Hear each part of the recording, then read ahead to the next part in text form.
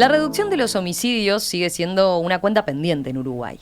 De hecho, las propias autoridades admiten que la baja que hubo en este periodo fue casi simbólica y la tasa sigue siendo alta en comparación con la región.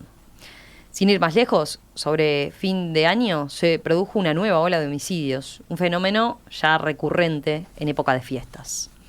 Entonces, ¿qué hay que hacer para bajar el número de asesinatos? ¿Sabemos qué es lo que funciona y lo que no? ¿Hay experiencia internacional que nos indique por dónde ir? Esta pregunta se hicieron los criminólogos Emiliano Rogido, Ignacio Cano y Dorian Borges para una de sus investigaciones más recientes. En el trabajo, los investigadores evaluaron el impacto que tuvieron diversas políticas para reducir justamente los homicidios en América Latina y el Caribe.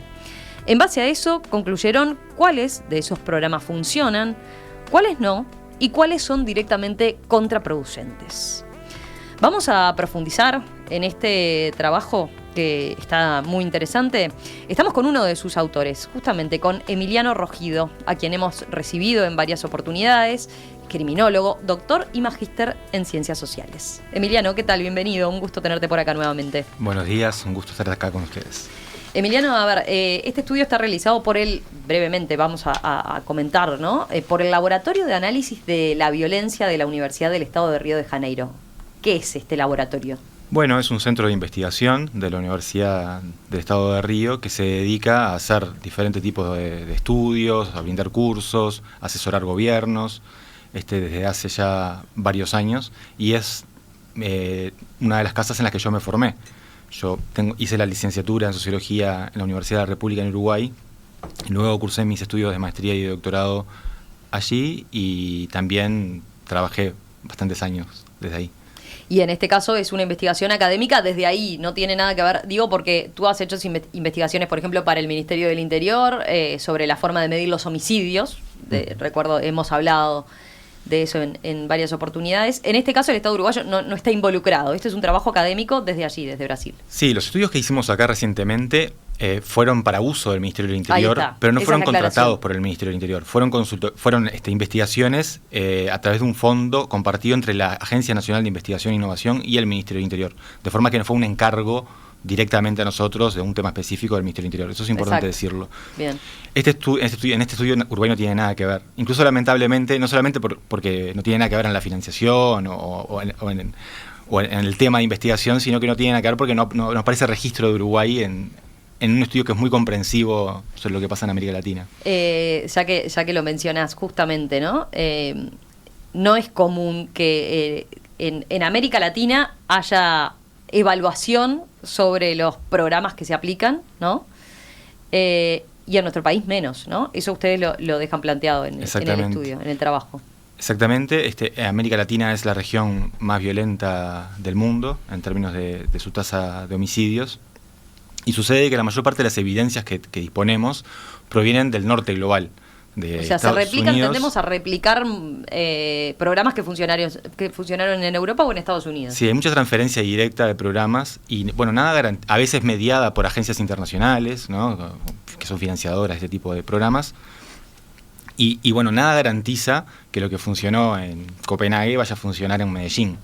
Entonces, cualquier transferencia de este tipo no solamente tiene que estar pensada desde el punto de vista de la adaptación de la política al contexto local, sino que tiene que también ser evaluada en el nuevo contexto, porque las condiciones criminógenas, sociales, culturales, económicas son diametralmente diferentes. Entonces, lo que nosotros nos propusimos para un tema tan importante para nuestra región es ver cuál es el acumulado de evidencia rigurosa que tenemos sobre lo que funciona y lo que no funciona para prevenir y reducir los homicidios. Y lo que nos encontramos es algo que ya preveíamos o que sabíamos por ser especialistas del campo. Es un escenario de bastante pobreza en cuanto al número de evaluaciones. Encontramos apenas, ya vamos a profundizar en esto, apenas 65 estudios en toda la región y mayormente concentrados en Brasil, ¿sí?, que es una especie de laboratorio. Brasil es una referencia, ¿no?, en esta materia. A ver, ustedes lo señalan allí, ¿no? Sí, en el contexto de la región, Brasil, o por lo menos es quien está evaluando más. Sí, es el que está evaluando más y es el que tiene también más programas orientados a la reducción de los homicidios. Entonces, buena parte de la experiencia regional proviene de ahí. lo que funciona y lo que no funciona en América Latina no significa que vaya a funcionar de igual manera en cualquier país de la región, ¿no? Pero es una realidad más próxima y que en principio más útil, por ejemplo, para Uruguay, que lo que sucede a nivel global. Claro. Entonces, bueno, compartir experiencias y mirarlas con más atención en función de las evidencias y de los resultados que demuestran cuando suceden en la región es en principio más interesante. Dijiste que son que encontraron 65 evaluaciones que es las que abarcan en este estudio. Es como que ustedes sintetizan los resultados de todas estas evaluaciones. O sea, incluyeron todas las que encontraron. Eso es importante. ¿Qué es una revisión no es que sistemática? seleccionaron, sino que eligieron todas. Exactamente. La revisión sistemática es un tipo de investigación que proviene del ámbito de la salud, junto con su prima hermana, el metaanálisis, ¿sí? Esto empezó hace más de 50 años en el ámbito de la salud, cuando se hacían muchos experimentos con poblaciones acotadas, por ejemplo, para ver la eficacia de las vacunas. Entonces se hacía un experimento con un grupo de 50, con un perfil, otro con otro con... Este tipo de estudios lo que hace es poner toda la evidencia arriba de la mesa y tratar de tener una síntesis en función de lo que otros investigadores estudiaron, ¿sí? Entonces nosotros nos estamos apoyando acá sobre el acumulado de investigación que hay en la región, o sobre la región, porque algunos son estudios hechos desde el norte, pero sobre políticas latinoamericanas, ¿no? Que lo cual nosotros también consideramos. Pero es importante mencionar esto, que es comprensivo. Cuando uno hace una investigación cualquiera, hace un recorte de literatura. Me gusta este autor, le voy a dar este enfoque, ¿no? En las revisiones sistemáticas uno pone, en función de unos criterios de inclusión que son objetivos, todo arriba de la mesa, y algunos resultados te van a gustar más, otros te van a gustar menos, pero hay que discutir con los datos. Ese es el propósito. Y también es importante mencionar que estamos hablando acá de evaluaciones de impacto, que es el tipo de investigación más riguroso que tenemos para conocer el efecto de una política, ¿sí? Porque lo que se hace es tratar de inferir causalidad, despejando el efecto del programa o de la política de otros factores que siempre están en juego, porque el mundo no para que vos investigues algo. Esto se puede hacer a partir de diseños metodológicos específicos, experimentales, cuasi experimentales, que implican un grado de sofisticación, digamos. Y en un contexto donde cada vez es más, por suerte, está cada vez más de moda hablar de políticas basadas en evidencia, bueno, estas son las evidencias más rigurosas, ¿sí? No es la evidencia puede ser, hice una entrevista una vez, bueno, pero ¿a quién? ¿Cómo? Bueno, el nivel de rigurosidad y de generalización de los resultados y de validez interna, digamos, del efecto que hay entre la política y el resultado, es el mayor posible en el marco de este tipo de investigación, que son las evaluaciones de impacto. Y es lo que nosotros consideramos.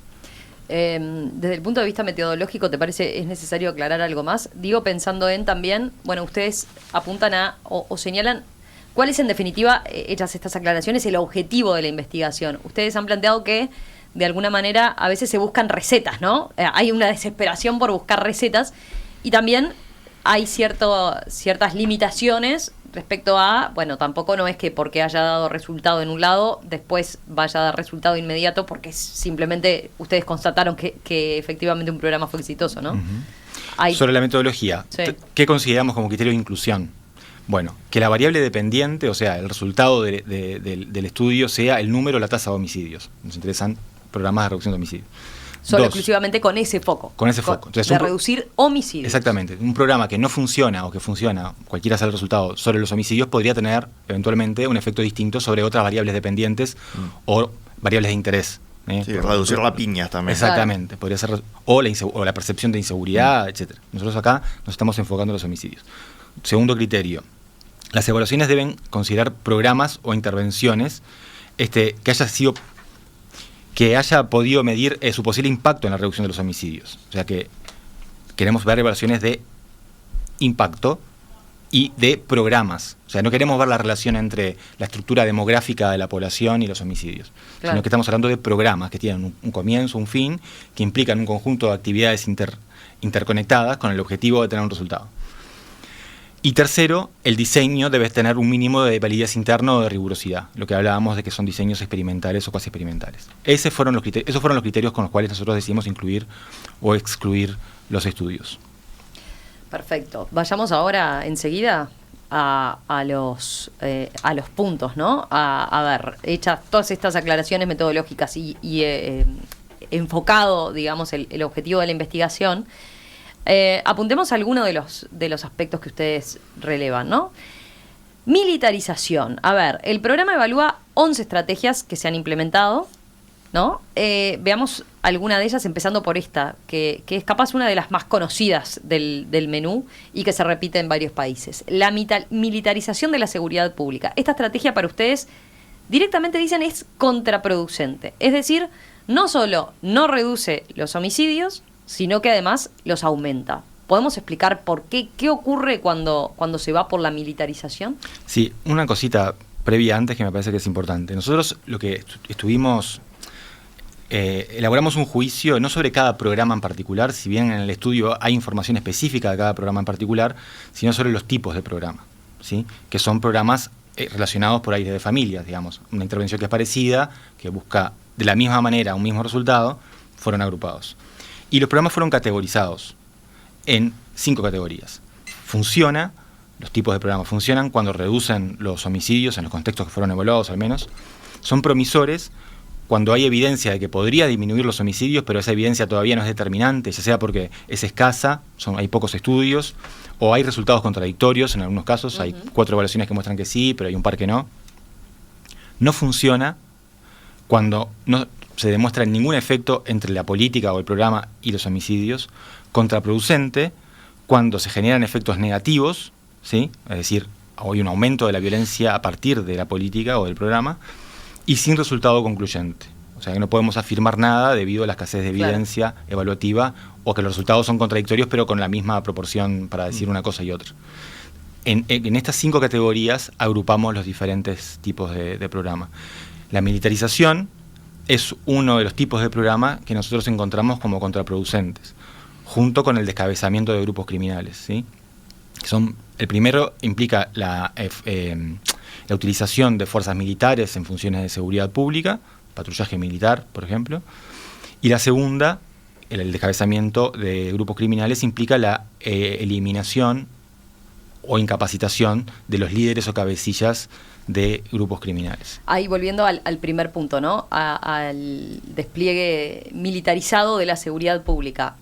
Que ustedes hacen una distinción, por ejemplo, entre lo que fue en México y en Brasil, en las favelas en Río, ¿no? ¿Podemos ahí marcar las diferencias que encontraron? La militarización, se estudiaron 2 experiencias, una en Colombia y otra en México, ¿sí? Lo que sucede en Brasil es diferente porque la policía es militar. O sea, no es una intervención particular del ejército, sino que la policía, ya desde hace muchas décadas, es militar. Entonces, lo que se vio allí es que la participación de los militares durante el gobierno Calderón, por ejemplo, muy conocido, la militarización de la seguridad pública, el caso es que hay un aumento de los homicidios, también de otras variables que nosotros no profundizamos, como violaciones de los derechos humanos, ejecuciones sumarias, etcétera. Pero ahí se dio directamente aumentaron los homicidios. Es por eso lo que lo lleva a concluir que es contraproducente. Sí, aumentaron los homicidios controlados de los otros factores, ¿no? O sea, lo que sabemos es que sobre los homicidios militarizar es una mala idea, porque hay un aumento de los homicidios. Esto tiene que ver, en principio, nosotros no abrimos la caja negra de cómo se genera el vínculo entre la política y el resultado. Lo que hacemos es aislar la política, el vínculo entre la política y el resultado de otras variables. Pero hay muchos estudios más cualitativos al respecto que tratan de entender cómo es que la militarización conduce al aumento de la violencia letal.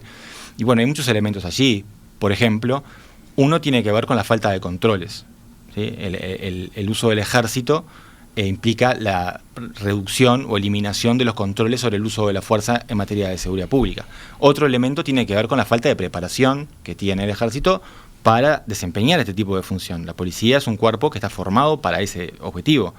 Entonces, es como matar una mosca con un machete, ¿no? O con algo que tiene otra finalidad.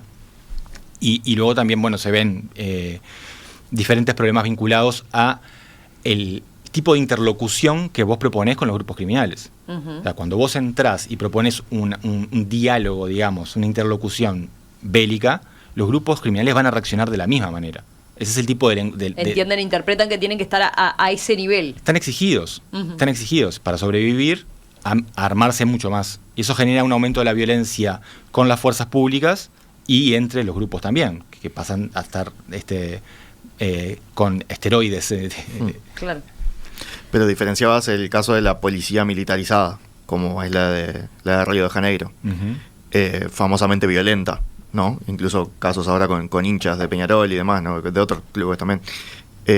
Ahí la distinción que hacen es que en Río esa experiencia sí ha tenido revetes positivos. No, nosotros no evaluamos el efecto de la policía militarizada en Río de Janeiro porque entre otras cosas es algo permanente. Claro. Lo que analizamos no es un programa con inicio y final, como exactamente. Decís. Lo que que es fundamental para evaluar el impacto.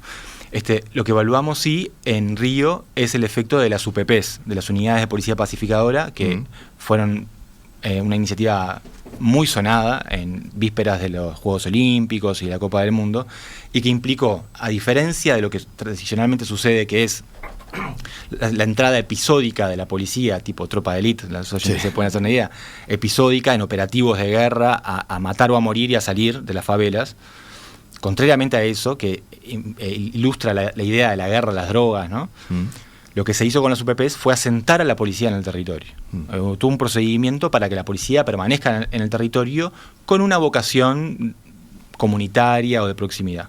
Y ese tipo de iniciativa sí tuvo impacto en la reducción de los homicidios, ¿sí? En particular de los homicidios perpetrados por la propia policía, que en Río de Janeiro es un porcentaje muy alto, cercano al 30%. 30% de los homicidios son cometidos por la propia policía y decís, en este caso, claro, al reducir por lo menos ese número hizo que se diera un impacto positivo. Sí, exactamente. Claro, pero es otro tipo de programa, no es la militarización. No, está claro. Es que el otro es más parecido a una operación militar, si querés, el entrar y... Exactamente. Claro, son bien diferentes. Bien diferentes. Bien. Después, siguiendo con los que describen como programas contraproducentes, ahí tú lo mencionabas, ¿no? Es lo de el ir por el descabezamiento de los grupos criminales. ¿Por qué para ustedes tiene una medida contraproducente? Bueno, de vuelta, nosotros tenemos menos información sobre el por qué. Nosotros acá nos estamos preguntando sobre el qué. ¿Qué resultado tiene? ¿Qué resultado tiene? O sea, el por qué tenemos más hipótesis. Exacto. Y tenemos literatura, pero no es el foco de este estudio. Lo que muestra la literatura en cuanto al por qué tiene que ver sobre todo, y lo hemos hablado en otras oportunidades también vinculado al caso de Uruguay, a la segmentación de los mercados ilícitos de drogas, por ejemplo, ¿no? Cuando uno interviene sobre un mercado ilícito, por ejemplo, que está gobernado por un grupo monopólico, lo que hace es que se generen varios grupos. Y esos grupos entran en disputa entre sí. Y eso aumenta la violencia. Por eso no hay una relación lineal entre el enfrentamiento al crimen organizado, entendido sobre todo como el descabezamiento de grupos criminales, y la violencia letal. Muchas veces la gente piensa, bueno, tenemos que enfrentar de manera decidida y bélica al crimen organizado, descabezar los grupos para reducir la violencia y mejorar la seguridad. Un momento, porque a veces queriendo una cosa, el resultado es otro. Y puede ser incluso contraproducente por ese hecho, ¿no? De que después ese grupo criminal que tenía ese cabecilla claro, quede diseminado y dispersado en muchos más actores que estén interviniendo en el mercado y por lo tanto también aumentando en vez de un cabecilla vas a tener varios cabecillas y en lucha entre sí. Entonces es una política que es costosa porque se necesita muchos recursos, aumenta la violencia. Y la verdad es que no mueve la aguja del mercado ilícito, porque el mercado de drogas va a seguir funcionando. ¿Eso dirías es lo que estamos, la política que se está llevando a cabo acá, en Uruguay, en ese sentido? Yo creo que hubo una retórica fuerte en ese sentido, sobre todo durante... Al comienzo de esta administración. Sí, y durante la gestión de Heber quizás también. Creo que eso ha cambiado más recientemente y soy optimista en que siga cambiando. Heber, de hecho, dijo que el aumento de los homicidios tenía que ver con que la policía había... No sé si utilizó la expresión descabezar, pero dijo lo que ahora exacto, y medir, sobre todo la idea de que vos medís tu eficacia y tus resultados por el número de grupos descabezados o por la boca de pasta base que cerrás. Es algo que... Bueno, era un número que se repetía permanentemente, las bocas de pasta base que cerrás. Exacto, y que no dice nada, porque no sabes cuántas hay abiertas. Si vos me pudieras decir cuántas bocas hay en el país y me vas mostrando cómo eso disminuye, sería otra cosa. Pero el punto es que vos cerrás una boca acá y a los 100 metros se te va a abrir otra, porque hay un mercado que está allí y que vos no estás tocando. Y el que atiende la boca, el que está en la punta de la línea, es muy fácilmente reemplazable. O sea, no estás amenazando el negocio de esta manera. Y estás poniendo recursos de seguridad pública que son escasos en hacer esto, que además genera violencia.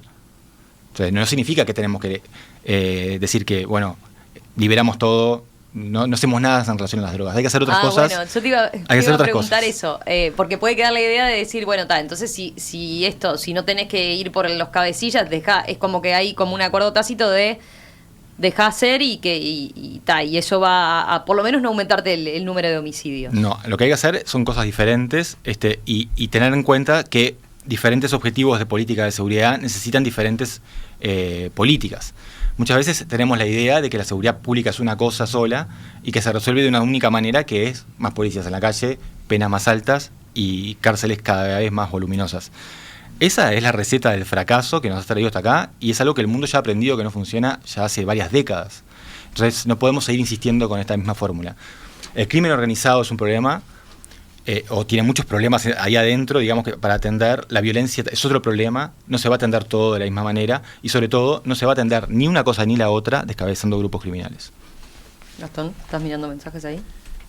Sí, pero sobre todo pensaba en lo que decías con respecto a este punto, el mundo ya aprendió que no va por ahí. Sin embargo, no es solo en Uruguay donde este tipo de recetas son como de lo que más se habla. De hecho, seguramente toda la experiencia de El Salvador le ha vuelto a dar vigor, ¿no? a estas posturas en plan, bueno, mano dura, se acabó. Iba a citar sin querer a un político uruguayo, no lo voy a hacer porque no iba por ahí, pero porque no solo acá, a eso voy, es generalizado, ¿no? La pregunta que uno se puede hacer, me parece que cabe hacer es, ¿cuál es el fundamento de las políticas públicas? ¿Cómo se diseñan las políticas públicas? ¿Se diseñan en base a evidencia? Yo te diría que no, porque por lo menos en esta área, en otras áreas quizás esto esté más avanzado, más desarrollado. En el área de seguridad pública no, es un área muy política, muy politizada, y donde la cantidad de evidencia, ya vemos, un tema súper objetivo dentro del área, porque los homicidios son la regla de oro a nivel internacional para medir la violencia y la criminalidad. Y América Latina tiene niveles de homicidio muy diferentes al resto del mundo. Tenemos 65 evaluaciones apenas, considerando todos los tiempos, todos los países de la región, es poquitísimo, es muy poquito. Y la pregunta es, los que gestionan estas políticas, las diseñan, las implementan, ¿están mirando la evidencia al momento de hacerlo o están basados en otra cosa como sesgos ideológicos, el atractivo político que puedan tener las propuestas? Porque los atajos venden mucho más que ponerse a explicar lo que es una evaluación de impacto y todas sus complejidades y el resultado que tiene y cómo está condicionado por esto otro, ¿se entiende? Entonces hay todo un trabajo, creo yo, de maduración en esta área que es muy incipiente, que está muy verde, y el atractivo político de los discursos facilistas es muy grande y es algo en lo que venimos reincidiendo, ¿no? Y que explica también el carácter crónico de la violencia en la región. Más allá de que también, por ejemplo, ya que Gastón mencionaba el caso de El Salvador, allí hay relatos a propósito de, bueno, que en realidad lo que hay de fondo, digamos, es una gran negociación de Bukele con los grandes cabecillas, ¿no? Sí, lo de El Salvador es un caso aparte porque está fuera de juego. O sea, con aviones rociando gas napalm, yo reduzco la violencia letal en Uruguay de un día para el otro. Sé por qué zonas puedo pasar y tener más resultados y ya está. Lo que hay en el caso de El Salvador es algo completamente por fuera del Estado de Derecho, pero que además no es sostenible en el tiempo. Entonces, hay muchísimas dudas, incluso en términos de eficacia, no en términos solamente de derechos humanos, de cómo esto qué desenlace va a tener esto, porque las cárceles van a seguir creciendo infinitamente, van a seguir sosteniendo a esta gente hasta el fin de los tiempos. ¿Qué van a pasar con las nuevas personas asociadas a las pandillas que vayan emergiendo de la sociedad? Porque los problemas sociales siguen estando allí. Esto que decías vos de los programas con inicio y final también tiene implícito que tiene que pasar un tiempo, ¿no? O sea, en lo del Salvador todavía es muy reciente también. Es muy reciente, pero genera muchas dudas. Primero que creo que no es una experiencia extrapolable. Sí. Para Uruguay sobre todo, que es un país políticamente serio, institucionalmente serio, pero además... la realidad es otra también, ¿no? La realidad es completamente otra. En El Salvador, ya hubo una experiencia en 2012 de tregua de maras en El Salvador y se redujeron los homicidios de un día para el otro, abruptamente, negociando, no ante los medios, pero es algo muy conocido y muy estudiado, con los miembros de las pandillas, beneficios carcelarios. O sea, se lograron reducciones importantísimas. En Uruguay, aunque lo quieras hacer, eso no lo puedes hacer. Porque no tenés dos personas para sentar en la mesa y decir, bueno, muchachos, yo los voy a tratar mejor en este sentido, pero ustedes van a bajar la pelota.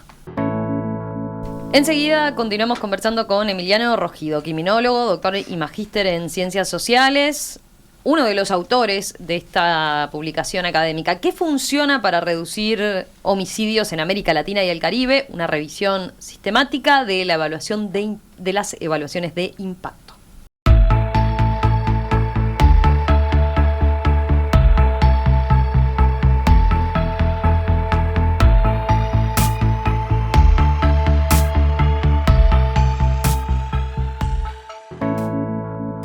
¿Qué hay que hacer para bajar el número de homicidios en Uruguay? ¿Sabemos qué es lo que funciona y lo que no?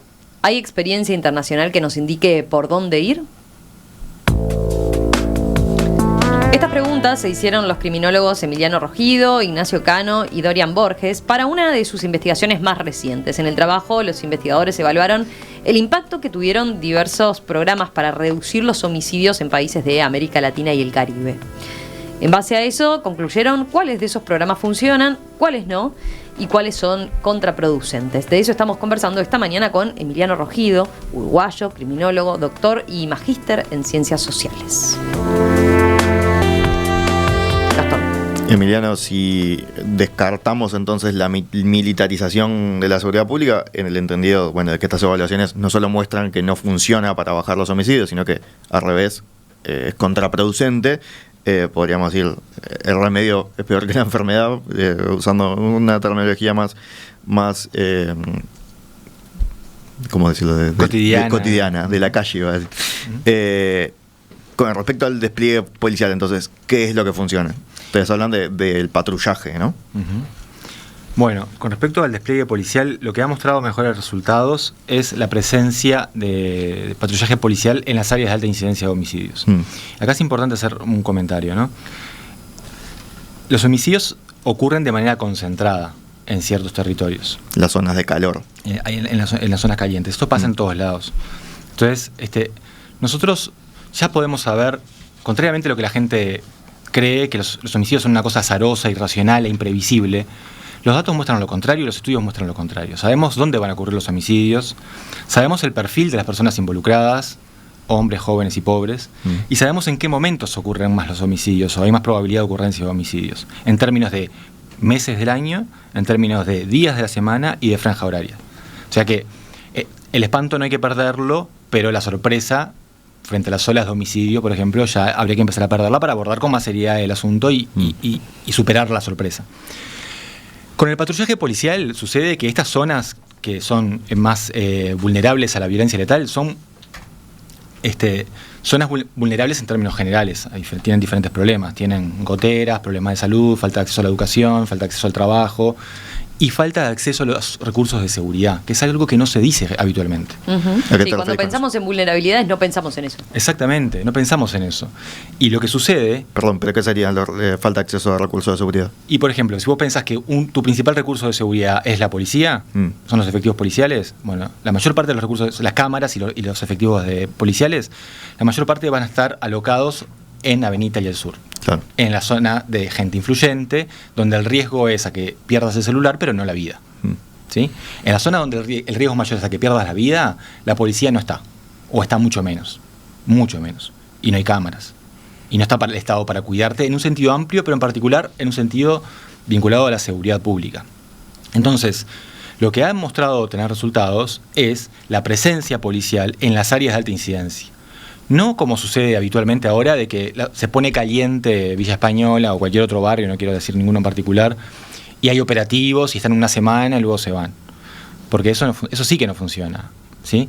Y además genera un vínculo muy malo con las comunidades, porque la policía entra de forma episódica, a otro nivel, pero lo de tropa de élite, ¿no? Entra de manera episódica a hacerle la revista a todo el mundo, a veces atropellando un poco, pateando la puerta, interrumpiendo o distorsionando la dinámica natural de la comunidad, y al otro día nos vemos. Entonces, lo que nosotros hemos visto es que la presencia de la policía en áreas de alta incidencia de homicidios, como en el caso de las UPPs en Río de Janeiro, funciona, y también funciona, o es promisor, está catalogado como promisor, la combinación de programas de prevención social y situacional, ¿sí?, que intentan cambiar un poco las condiciones de vida de esta población de riesgo, jóvenes, varones y pobres, y situacional, que tiene que ver con el entorno, con la iluminación, con los espacios públicos. Este tipo de programas, combinados con la presencia policial, también muestran buenos resultados para reducir los homicidios. Combinados, sí. O sea, algo se quiso hacer hace un tiempo, no sé hasta qué punto se logró, sí sé que no se evaluó, con el plan 7 zonas, ¿sí? Pero era un intento de decir, bueno, priorizamos las áreas de alta incidencia y aquí aterrizamos con el Estado en masa. Sí, ahí recordemos, el plan 7 zonas fue en el término, ¿no?, a mediados de la administración de Tabaré Vázquez, la segunda administración de Tabaré Vázquez, y allí se intervenía en zonas muy complicadas, ¿no?, donde se daba un gran despliegue al principio y después inmediatamente se señalaba, bueno, ingresaba todo el Estado, ¿no? Gráficamente era como, bueno, ahora desembarcamos con todas las oficinas para estar presente ahí en el territorio. Claro. Pero decís, ese programa no se evaluó. Ese programa no se evaluó, y yo no sé en qué medida se implementó como se quería implementar. Lo que tengo entendido, no lo estudié en particular, es que se diseñó, se empezó a implementar, pero no sé en qué medida se logró llevar a sacar del papel como se tenía pensado. Mi idea más bien que se discontinuó, no sé por qué motivo, presupuestal o de otro tipo. Pero, digamos, no estoy diciendo, bueno, tenemos que hacerlo del plan 7 zonas. Estoy diciendo es la orientación, o sea, la idea que tenía ese programa tiene que ver con esto, ¿no? Con juntar los recursos para resolver los problemas con los problemas. Es algo tan simple como eso. Donde hay mayores problemas, poner mayores recursos para resolverlos, en particular con la seguridad. Entonces, la presencia policial en estos lugares estable, manteniendo un buen vínculo con la comunidad, dando un trato justo a los vecinos, ¿sí?, muestra buenos resultados para reducir los homicidios. Veía en este capítulo ustedes incluyen varias medidas que definen como promisorias, ¿no? Pero que al día de hoy, capaz que eso que señalabas, no cuentan con evidencia suficiente de que efectivamente bajen los homicidios. Pueden ser promisorias. Puede llamar la atención que allí, por ejemplo, incluyan la mejora en investigación y los sistemas de información criminales. ¿Qué podemos explicar brevemente, a ver por qué son promisorios, no tienen resultados concluyentes, pero qué han evaluado al respecto? Sí, la mejora de los sistemas de información criminales tiene que ver con es un insumo fundamental para que la policía actúe en base a inteligencia, ¿no?, en base a evidencias. Entonces, tener buenos sistemas de información te permite tener datos en tiempo real sobre los hechos policiales, los agresores, los vehículos, las armas, las municiones, en fin, un conjunto de elementos sobre los cuales es importante tener información para actuar de manera más informada, digamos. Entonces, es tan simple como eso. En Brasil hay algunas experiencias, sobre todo en el estado de San Pablo, de inversión en este tipo de sistemas de información que han mostrado buenos resultados para reducir los homicidios. Y después está el caso de la mejora de las investigaciones de los homicidios, que esto es, bueno, luego de que el homicidio ocurre, en qué manera podemos trabajar para reducir la impunidad, que es algo muy importante. En el sentido de que haya menos incentivos a cometer el delito, ¿no? Exactamente. Que no quede impune. Que no quede impune y que no sea gratis matar. Entonces, así como la evidencia internacional apunta que la eficacia, digamos, del aumento de penas para reducir los homicidios es muy débil o no existe, digamos, nula. No vas a reducir los homicidios levantando la mano en el Parlamento para votar leyes de mayor severidad penal. Sí lo vas a hacer aumentando lo que se llama la certeza del castigo, que es algo tan simple como esto de que si las haces las pagás. Y esto de que si las haces las pagás, o sea, llevar esto a la práctica implica mejorar la investigación. Y mejorar la investigación tiene que ver más con el trabajo de la Fiscalía, ¿no?, y la Policía de Investigaciones, que con el patrullaje ostensivo de la policía. Y un elemento muy importante acá y que no está muy presente en la discusión, tiene que ver con el programa de protección a testigos, que es muy importante. Porque muchos de los casos de homicidio se resuelven por prueba testimonial. Es decir, la gente que está en los barrios conflagrados, donde la violencia es más normal, sabe lo que está pasando, no tiene ningún incentivo para hablar, más bien tiene miedo para hablar porque sabe que si se mete en un problema de este tipo, las va a tener que pagar con los grupos criminales o con la propia policía, que muchas veces es corrupta en estos lugares, porque la policía sabe lo que pasa en los barrios. Es una fantasía pensar en los buenos contra los malos. El policía bueno, eso lo jugábamos en la infancia. Sí. Pero cuando uno va eso no es tan simple. Y los barrios donde hay mayor actividad de tráfico de drogas, donde hay más violencia, donde hay grupos, la policía sabe y tiene niveles variables de complicidad en relación a esto, ¿sí?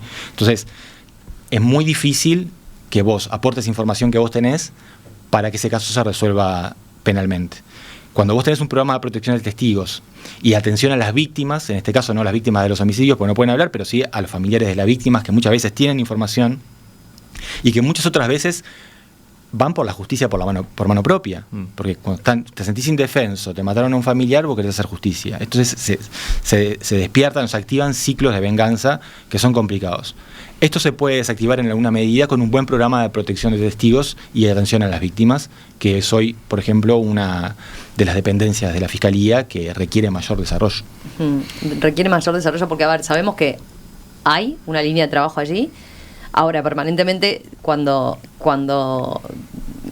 los cronistas policiales, pienso, ¿no?, van al barrio, lo que señalan es, bueno, la gente no quiere hablar, obviamente, ¿no? Es lo más común, porque uno dice, bueno, evidentemente a esos ciudadanos no les está llegando ninguna protección, o desconocen directamente o no confían en ese tipo de programas que les haga realmente jugarse la vida, ¿no? Porque estamos hablando de también, porque a veces escuchamos homicidios de ese tipo, ¿no? Gente que no tenía nada que ver, pero se le ocurrió denunciar la boca de pasta base que tenía enfrente y bueno, y la pagó con la vida. Exactamente, la idea es que vos no tengas que jugarte la vida para hacer justicia. Entonces, si vos sabés que mataron a un vecino y sabés quién fue, que tengas todas las garantías dadas por el Estado para dar esa información, y que se haga justicia, que se repare a las víctimas en la medida de lo posible y que vos sepas que tu integridad física está garantizada. ¿Y eso tienen medido programas de ese tipo que efectivamente, hagan algo distinto respecto a lo que estamos haciendo acá? Tienen que ser que muy potentes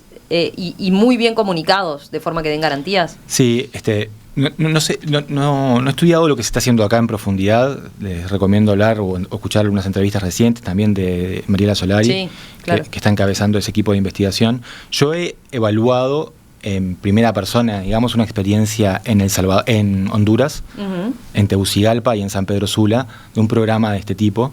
Y bueno, lo que hacían básicamente era dar atención psicológica, jurídica y social a los familiares o las personas más directamente involucradas con ese homicidio y tratar de acompañarlos a lo largo del proceso penal y garantizar su seguridad. Si esa persona estaba amenazada en su integridad física o había riesgo para su seguridad, las removían de la comunidad, les conseguían un alojamiento en otro departamento o lo que sea, les daban una bolsa de asistencia económica, porque muchas veces la persona que muere es un proveedor del hogar. ¿Sí? Trataban de amparar a esa persona y darle las garantías para que denunciara. Y paralelamente lo llevaban a testimoniar con tecnología que permitía que no fuera identificable.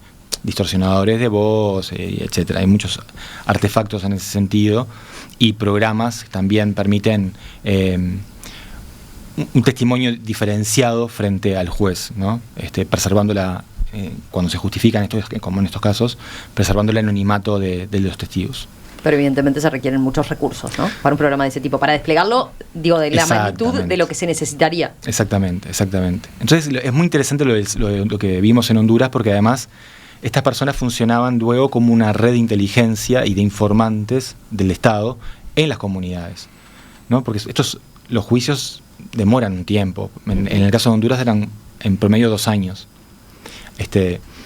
Y en todo ese tiempo se genera un vínculo con el programa y otros hechos se van viendo, otros homicidios van teniendo lugar en la comunidad. Entonces las propias personas van informando y el Estado se garantiza una red de informantes de la comunidad que están ahí 24/7, pudiendo decir, bueno, qué pasó acá, qué pasó allá, y dirigiendo las investigaciones. Entonces también tiene un recurso, más allá de ayudar a resolver ese caso en particular, puede tener otros beneficios para también esclarecer y condenar otros casos.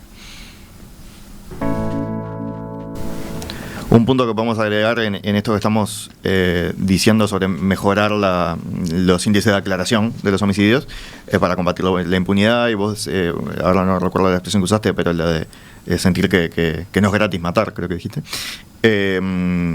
Algo que en esa línea se trabajó recientemente acá en Uruguay fue la creación del Departamento de Homicidios, que las jerarquías policiales han indicado como que está mejorando la aclaración por eso, que supone tener más personal dirigido específicamente a investigar. Son detectives, se dice incluso, ¿no? O sea, más parecido a cómo funcionan en las películas, podríamos decir. Eso lo recomendaron ustedes en su diagnóstico de los homicidios en Uruguay, ¿verdad? Que se necesitaba la creación de un departamento de homicidios. Exactamente, sí, lo vemos con muy buenos ojos, y fue una de las recomendaciones que hicimos en el diagnóstico de los homicidios en Uruguay, que publicamos el año pasado, creo. Y en bueno, el 23, ¿no? Sí, porque hubo dos informes sobre homicidios en Uruguay. Este fue el del 23, luego hubo otro en el 24.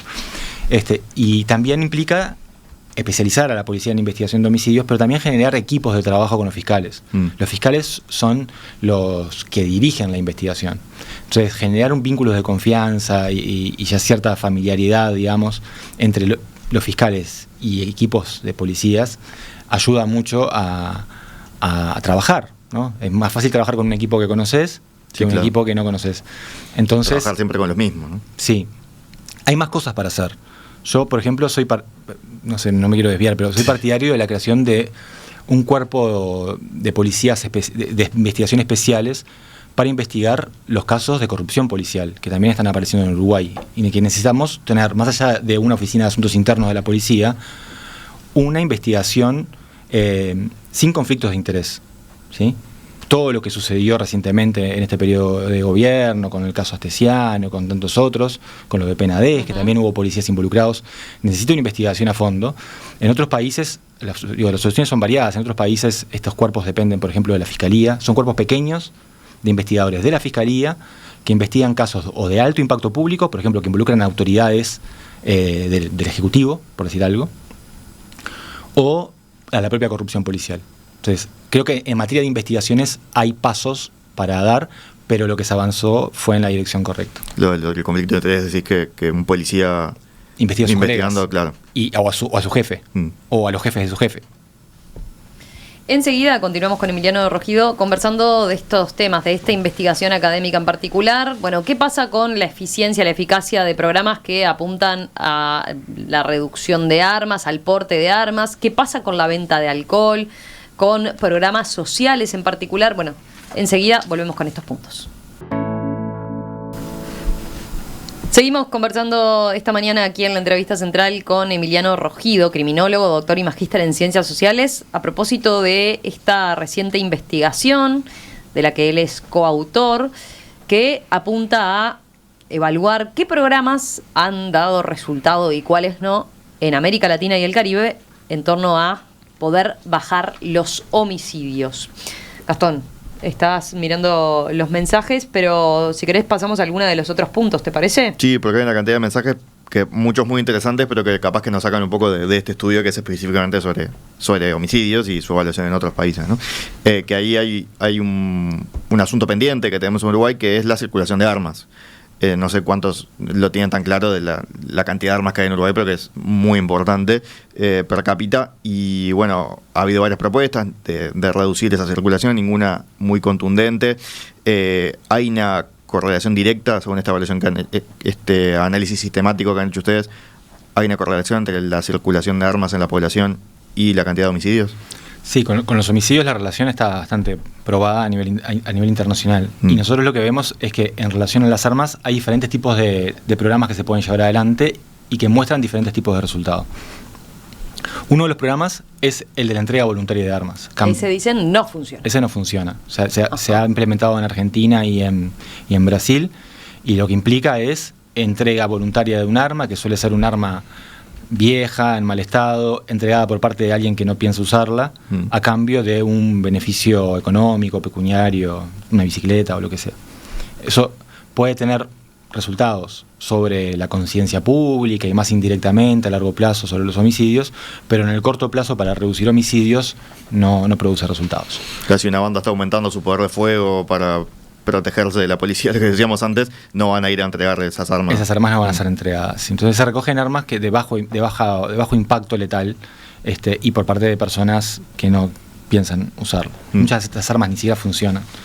Y además está el tema de qué capacidad tienen de recabar armas, ¿no? Porque por lo general no mueven tampoco mucho la aguja del stock de armas que hay en la sociedad. Entonces son cosas que tienen un impacto político, simbólico. Los gobiernos a veces creen que están haciéndolo todo, haciendo esto y mostrando cómo cambian bicicletas o cosas por el estilo por armas. Bueno, políticamente es como políticamente muy es atractivo, vendible, ¿no? Es atractivo. Exactamente. Pero en términos de resultados, no tanto. Sí funciona la limitación al porte de armas. Exacto, la limitación al porte de armas es lo que está más probado que funciona. Implica la fiscalización de que las personas no anden armadas por la calle, ¿sí? La prohibición del porte de armas en espacios públicos, que es donde ocurren la mayor parte de los homicidios, en el espacio público, en las calles, en las plazas, en la vía pública. Y luego están los programas, un tipo de programa que es promisor, que tiene bastante evidencia a favor, pero que no llegamos a decir de forma categórica que funciona, que es la limitación a la posesión de armas de fuego, que lo que implica es poner más restricciones en cuanto a lo que los requisitos o los requerimientos para que vos puedas tener un arma legal. Ser más exigentes en ese sentido, que no sea tan fácil adquirir legalmente un arma. Esto ayuda a disminuir el stock de armas que hay en la sociedad, y esto también tiene un impacto sobre los homicidios. Es decir, no prohibir la tenencia de armas, sino ser restrictos. Ser estrictos, exacto. Entonces, bueno, armas es un tema general, pero que implica diferentes políticas posibles, en las que fueron evaluadas en la región son estas tres, y con suerte distinta, ¿no? Unas funcionan, otras posiblemente funcionen, y otras no funcionan. Y es interesante con esto plantear esto en términos de focalización, porque vemos que las que funcionan son las que están más focalizadas o más próximas a la violencia letal, que es el porte de armas. Luego la posesión está menos próxima y parece funcionar. Y la entrega voluntaria de armas, por último, es algo que no funciona, pero que el vínculo ya con un incidente violento armado es mucho más laxo. En Uruguay, para meter un bocadito... Bueno, yo te iba a decir eso, ahí está. No es punto de la investigación, pero sí, a ver, este tema, ¿cómo lo evalúas acá? Para mí debería ser prioridad absoluta de la política de seguridad en Uruguay, hincarle el diente del tema de armas de fuego. Tenemos una situación terrible, se estima 1.200.000 armas de fuego en el país, que es un arma por cada 3 uruguayos. Un disparate. Y no tenemos... Ojalá se persiguieran las armas como se persigue la droga, las bocas de pasta base. Si se persiguieran las armas como se persiguen las drogas, tendríamos mucho mejores resultados, porque lo que matan son las armas, mucho más que las drogas, en términos de homicidios, ¿no? Entonces, creo que hay que hacer un giro y dirigir esfuerzos que hoy están mal puestos en otro lado, incluso con los mismos recursos, hacia el tema de las armas de fuego y generar información. En Uruguay ni siquiera tenemos datos sobre armas de fuego válidos, confiables y útiles. No tenemos un buen registro y trazabilidad de las municiones. Por ejemplo, lo que sucede en otros países, cuando hay penetración del crimen organizado, es que hay un flujo de armas y de municiones de la policía y de los cuerpos de seguridad hacia los grupos de crimen organizado. Bueno, para rastrear eso tenés que tener trazabilidad, tenés que saber cuántas balas están usando, quiénes las están usando dentro de la policía, etcétera, etcétera, etcétera. ¿De dónde están viniendo esas cosas? ¿Desde el exterior? ¿Qué fronteras tenés que reforzar? ¿O dónde tenés que poner la atención? Entonces, hay muchísimo por hacer. El registro de las armas legales lo hace hoy el Ministerio de Defensa, sin capacidades mínimas como para hacerlo. Muchas veces el Ministerio del Interior necesita información que no dispone sobre este tema. Entonces creo que es un tema para rever. Y lo otro es... Ahí no se da, más allá de alguna propuesta cada tanto que surge en campaña electoral y demás, que se ha visto en distintos momentos, no es un tema del que se hable... digamos, en particular cuando uno consulta al Ministerio del Interior, por ejemplo, por las cifras de delitos, no aparece dentro de las primeras cosas a hacer. Exactamente, no aparece. Vos decís, hay que hacer un giro en ese sentido y hincarle el diente, o verlo como un tema realmente mucho más prioritario. Para mí, absolutamente prioritario. Para reducir los homicidios, que creo yo son el principal problema en materia de seguridad pública, porque es el delito que atenta contra la vida de las personas, nada más ni nada menos. Y también para reducir otras formas de violencia letal, que son muy importantes también en nuestro país, como los suicidios y los accidentes letales, ¿no? Entonces, las armas de fuego tienen un papel importante en todo esto. Y lo que me faltó decir es que tampoco tenemos medidas sobre la presencia de armas no registradas. Tenemos estimaciones generales. Y hay estimaciones terribles en ese sentido, ¿no? Terribles, pero necesitamos mejores estimaciones. Digo. Porque fíjate vos, las estimaciones se hacen en función de las armas registradas a nivel internacional. Son estimaciones muy gruesas, ¿no? Pero los países más desarrollados en estas áreas lo que hacen son encuestas o incluyen dentro de las encuestas de victimización, yo no sé si en esta encuesta de victimización se incluyó, preguntas sobre la prevalencia de armas de fuego en las casas, en los hogares. Entonces, es muy importante también tener este dato para tener acceso a la cifra negra, digamos, de la presencia de armas de fuego en nuestro país. Tocaste un tema, Emiliano, que me imagino que sabes que es sensible, el de la tenencia de armas. Sí, claro. Porque llegaron automáticamente una cantidad de mensajes de oyentes diciendo restringir va a afectar al que compra legalmente, los delincuentes no las compran legalmente, en qué cambiaría, hacer más estrictos los controles del porte de armas, si igual el que quiere la va a conseguir en el mercado negro. Llegan una cantidad de mensajes en eso, algunos bastante enojados. ¿Cómo respondes a eso? El tema de las armas es un tema que de hecho no se ha tratado porque es políticamente incómodo, ¿no?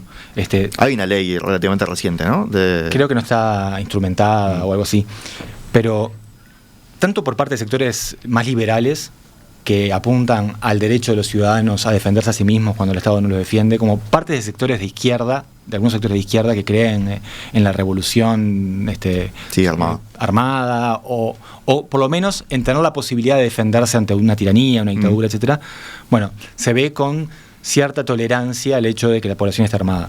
Sí, por ejemplo, acá un oyente dice, si cada uno tuviera un arma, incluso habría menos delincuencia, pues nos podríamos defender de los delincuentes. Claro, esa idea que está instalada.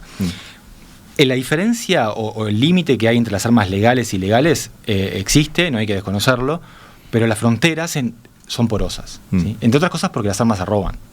Y además hay muchos estudios a nivel internacional que muestran de que tener un arma en tu casa no te protege, sino que implica un riesgo para tu propia seguridad, para el que la tiene. Porque saben que tenés el arma y te van a robar.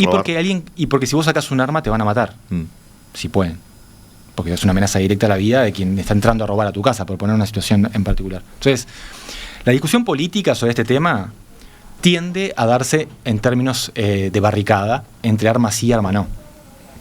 Lo que yo digo, lo que nosotros creemos, no en este estudio, pero lo hablamos en el diagnóstico de los homicidios en Uruguay, es que en el medio hay muchísimas cosas que se pueden hacer, ¿sí?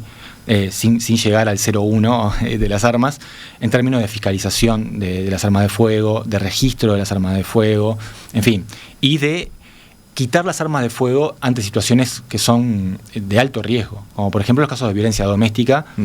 Bueno, aunque vos tengas un arma legal, campeón, si estás denunciado por violencia doméstica, la tenés que dejar en la comisaría hasta que esto se resuelva, porque implica un riesgo para las personas que habitan contigo o que hicieron la denuncia. Entonces, situaciones como esta se tienen que prever y hay muchas intervenciones que podemos hacer en el ámbito de las armas sin prohibirlas totalmente. Nos quedan pocos minutos, pero quiero mencionar algunas de las otras medidas que ustedes entienden que sí, que funcionan. La investigación es muy tajante en señalar eso, ¿no? Como una medida que funciona para reducir los homicidios, restringir la venta de alcohol. ¿Realmente tiene tanta incidencia y por qué? ¿Qué hipótesis tienen al respecto? Otro punto polémico. Otro punto polémico. La regulación del alcohol. Y que no es muy simpático, pero bueno, el alcohol es una droga. Y el consumo de alcohol en algunos lugares, eso significa que esto vaya a funcionar en todo momento, en todo lugar. No, por eso no hablamos de recetas. Es importante tener diagnósticos para ver si los problemas son los mismos y aplicar soluciones de este tipo. En ciudades de Colombia y en San Pablo, en Brasil, fue donde se aplicaron programas de restricción del horario de expendio o de venta de bebidas alcohólicas, ¿sí? Similar a lo que hay acá. No, en estas ciudades lo que hay es prohibición, por ejemplo, de la venta de alcohol a partir de las 2 de la mañana para todo público, cierre de bares. Cierre de bares. Cierre de bares. Si no podés consumir alcohol, si tenés en tu casa sí, pero en la vía pública no tenés, donde podés seguir cenando, pero ya no te van a vender la próxima copa de vino. Bien. A partir de cierta hora. Y lo que muestran los resultados en estos contextos, donde habían diagnósticos previos que mostraban una fuerte relación entre el consumo de alcohol y los homicidios, es que hubo un impacto fuerte. Y de hecho en el caso de Colombia hay una evaluación bastante rigurosa que muestra cómo a lo largo del tiempo la restricción se fue haciendo cada vez más estricta. O sea, tenemos restricciones muy laxas, restricciones moderadas y restricciones estrictas. Esto en función del horario, ¿no? Las laxas restringen poquito el horario de venta, cortan a las 4 de la mañana, las moderadas cortan, no me acuerdo el dato exacto, a las 3, pero, y las restrictivas a las 2 de la mañana o a la medianoche. Y muestran que el impacto es mayor cuanto más restrictivos somos en relación a este punto. Entonces, no es una receta que tengamos que adoptar así, sin más, pero el tema del consumo de alcohol es un tema preocupante en términos también de salud pública en el Uruguay, y creo que merece mucha atención. Sí, ahí es lo que explica a veces la alta cantidad de homicidios en fiestas, ¿no? En las fiestas. Es un periodo que una cuestión que se repite año a año y bueno, ahí seguramente hay un punto a tener en cuenta. Para terminar, quiero preguntarte por dos cuestiones. Una que tiene que ver con lo que ustedes denominan prevención situacional y otra prevención social. A ver, una de las medidas en torno a la prevención situacional tiene que ver con programas que apuntan a, sobre todo, transformaciones de espacios públicos, ¿no? Para lo que es dirigir, para evitar que allí ocurran delitos. Entre ellos los homicidios. Por ejemplo, el recuperar una plaza, colocar iluminación. Allí no hay un resultado concluyente, al menos sobre esta medida de reducción de homicidios. Por lo menos no como única política a implementar. Exactamente. Sí, combinada quizás con lo que te señalabas del patrullaje, ¿no? Exactamente, sí. Lo que vimos es que cuando se combina el patrullaje focalizado en áreas de alta incidencia de homicidios con programas sociales y de prevención situacional, se observan resultados. Cuando vemos solamente programas de prevención situacional, por ejemplo, mejora de la iluminación o mejora de los espacios públicos, no tenemos resultados concluyentes sobre los homicidios. En algún caso tenés algún resultado, en otros casos tenés un resultado contrario al esperado, en otro caso no tenés ningún resultado. O sea, la evidencia no es suficiente para tener un veredicto sobre ese tipo de programas. Y con la prevención social para grupos vulnerables sucede algo peor, que es que directamente hay bastantes evaluaciones, 3 evaluaciones, que muestran que no hay vínculo con los homicidios. O sea, lo que refuerza también la idea... Ahí estamos hablando de los programas, por ejemplo, de transferencias, ¿no? Transferencias monetarias para poblaciones vulnerables. Actividades culturales, educativas con jóvenes, que tienen que ser realizadas con otro fin, que es el de mejorar la inclusión social, la integración social. Pero no buscando reducir, o por lo menos no hay evidencia de que eso directamente incida en una baja de homicidios. Claro, que es algo que también venimos diciendo en varias entrevistas, ¿no? De que los homicidios tienen vínculo con problemas estructurales y sociales, pero no es que reduciendo la pobreza y la desigualdad vas a reducir automáticamente los problemas de seguridad pública. Uruguay es ejemplo de ello. Tuvimos en los últimos 20 años una mejora bastante pronunciada en la mayor parte de los indicadores sociales y económicos y un empeoramiento bastante pronunciado y sostenido de los problemas de seguridad. Entonces, eso ya nos da una pista, digamos, de que no van de la mano tan simplemente. Las relaciones son más complicadas y hay otros elementos más próximos, otras variables más próximas que hay que tener en cuenta en el vínculo entre pobreza, digamos, por decirlo así, y violencia letal. Emiliano, para cerrar, hay oyentes que destacan, que ha pasado en otras entrevistas que hemos hecho contigo, bueno, la alta consideración que tienen respecto a la evidencia académica que hay atrás, la evidencia, la búsqueda tuya por buscar pruebas, efectivamente, por estudiar este tema. Lo hemos hablado, creo, en la primera entrevista que hicimos, ¿no? Sin talentear, sino buscar aportar conocimiento e información en base a evidencia.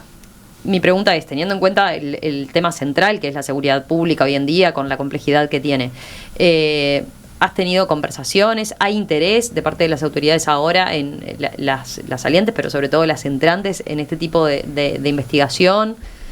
Bueno, sí. Esto se dice fácil, pero fueron 3 años de investigación ardua con colegas de la Universidad de Estado de Río de Janeiro, o sea que es un trabajo que no se saca de la galera y es muy minucioso y muy riguroso, digamos, ¿no? En relación a tu pregunta, he tenido en los últimos años, digamos, encuentros con los ministros Heber y Martinelli, para presentar algunos de los estudios que hicimos sobre Uruguay. Fueron recibidos con interés. Algunas de las recomendaciones que nosotros hicimos también se llevaron adelante. Hablábamos recién del Departamento de Homicidios. De investigaciones. También ahora está en proceso una reclasificación de los homicidios, que fue otra de las sugerencias que nosotros hicimos, la forma en que se categorizan los homicidios. Con el gobierno entrante todavía, es todo muy incipiente. He tenido una reunión con Carlos Negro, Y soy bastante optimista, digamos, en relación al perfil de Carlos, ¿no? Porque creo que tiene algunos atributos importantes para avanzar en el sentido correcto. Fiscal de homicidios hasta hace poquito. Claro, para empezar, es políticamente independiente, lo que hace que tenga como buena aceptación y tránsito político entre los partidos, mínimo tránsito político e interlocución con los partidos, y esto es fundamental si queremos abonar políticas de Estado en materia de seguridad pública. Por otro lado, tiene otro atributo que es el perfil técnico. Es un conocedor del sistema de justicia penal y también un defensor en varias entrevistas de la importancia de saber para hacer. Y si queremos que las políticas de Estado sean además políticas basadas en evidencia, este perfil más técnico también es muy importante. Y por último, creo que tiene otro atributo que es muy interesante, que es estar especializado en el tema de los homicidios, que es el delito más grave que tenemos por atentar contra el derecho a la vida, pero que además está vinculado con otros delitos, porque hay algunos homicidios que están vinculados a la violencia de género, a los delitos contra la propiedad, al crimen organizado. Entonces, el trabajar desde los homicidios creo que le da una visión muy amplia de los problemas de seguridad. Como dijo el expresidente Mujica, después los pingos se ven en la cancha, ¿no? Es una tarea nueva también, esto no es una tarea de un fiscal, no es lo mismo que dirigir una investigación sobre homicidios. Y también hay que decir que la gestión de seguridad no depende únicamente de un ministro, ¿sí? Depende de varias cosas. Depende de contar con el apoyo político, con recursos presupuestales mínimos, armar buenos equipos y tener una buena oposición. Yo en esto quiero decir un comentario que me parece importante, que la oposición política, no me refiero a la anterior, no me refiero a la actual ni a la que vendrá. La oposición política como concepto es la que siempre tiene los incentivos políticos para rebajar el nivel de la discusión, para bastardearla, para acusar, apelar a soluciones fáciles, sea del signo que sea esa oposición. Entonces, se quiera o no, la oposición política tiene corresponsabilidad en materia de seguridad pública. Y yo creo que hoy en día, en eso también quiero dar un mensaje de optimismo, la alternancia de los partidos en el gobierno, ya el hecho de que todos reconozcan el carácter estructural de los problemas, de que esto no se resuelve de manera tan fácil, avecina mejores tiempos. Y la designación de Diego Sanjurjo, por ejemplo, creo que abona esta idea y va en esa línea. Así que yo estoy a disposición para reunirme con las autoridades sobre esta investigación y sobre otros temas, como lo he hecho en el pasado, y espero que empecemos a enderezar el rumbo. Emiliano Rogido, criminólogo, doctor y magíster en Ciencias Sociales, uno de los autores de ¿Qué funciona para reducir homicidios en América Latina y el Caribe? Emiliano, gracias, una vez más. Muchas Un placer, gracias como siempre. Gracias. Volvemos a conversar en cualquier momento.